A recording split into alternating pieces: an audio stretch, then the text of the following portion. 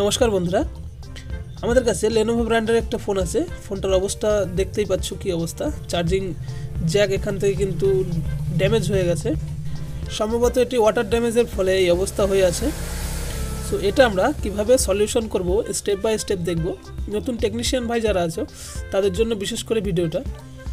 So step by step follow করে আমরা কাজটি করব এবং সঠিক পদ্ধতি অবলম্বন করব যে এই কাজটা কিভাবে সঠিকভাবে করা যায়। সো দেরি করব না, ভিডিওটি আমরা শুরু করব। চ্যানেলে নতুন হলে চ্যানেলটি সাবস্ক্রাইব করে আমাদের সঙ্গে থাকবে।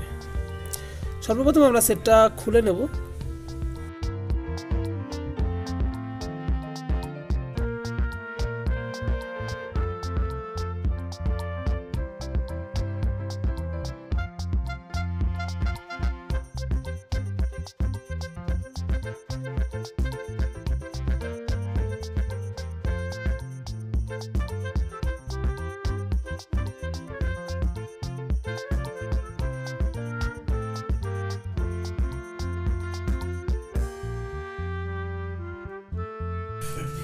ওয়াটার ড্যামেজের ফলে সাববোর্ডটা কিন্তু মারাত্মকভাবে ড্যামেজ হয়ে আছে। সো এটা আমরা খুব সহজে এবং সেফলি মেরামত করব। এর জন্য আমাদের পিসিবি স্ট্যান্ড দরকার হবে। পিসিবি স্ট্যান্ডের সঙ্গে আমরা লাগিয়ে নিয়ে আমাদের কাজ আমরা শুরু করব। কিভাবে আমরা কাজগুলো করি আমরা ভিডিওর মাধ্যমে দেখব। চলো দেরি করে না করে আমরা ভিডিওটা দেখে নিই।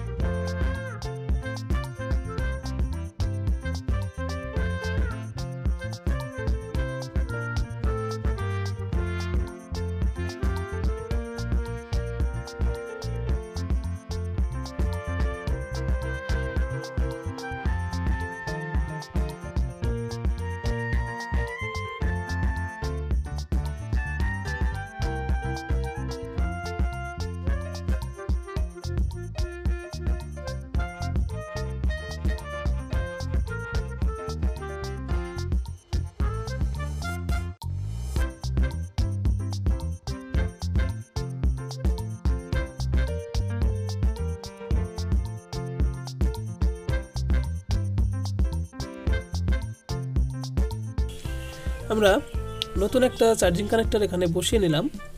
চার্জিং কানেক্টরটা বসিয়ে নেওয়ার পর দেখব ভালোভাবে সোল্ডিংগুলো হয়েছে কিনা। সোল্ডিং যদি ঠিকঠাকভাবে না হয় আমরা আয়রন দিয়ে আবার নতুন করে সোল্ডিং করে দেবো। কেননা সোল্ডিংগুলো যদি ঠিক না হয় তাহলে কিন্তু আমাদের প্রপারলি কাজ করবে না চার্জিং কানেক্টর।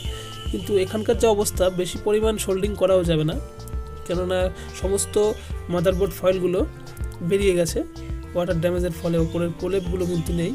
আমরা খুব সাবধানে কাজটা করে নিলাম এবং কানেক্টরটা মজবুত করার জন্য আবার রিসোল্ডিং করে নিচ্ছি।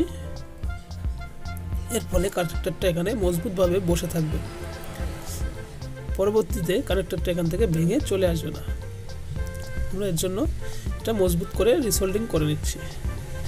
রিসোল্ডিং প্রক্রিয়া হয়ে যাওয়ার পর আমরা থিনার কিংবা পেট্রোল দিয়ে এটা ভালোভাবে পরিষ্কার করে নেব। পরিষ্কার করে নিলে তারপর আমাদের কিন্তু কাজ কমপ্লিট হয়ে গেছে। সো ভিডিওটি ভালো লাগলে লাইক কমেন্ট শেয়ার করে দিতে ভুলবেন না। চ্যানেলে নতুন হলে চ্যানেলটি সাবস্ক্রাইব করে আমাদের সঙ্গে থাকবে এই ধরনের ভিডিও প্রতিনিয়ত দেখার জন্য। সো সকলেই ভালো থাকবে।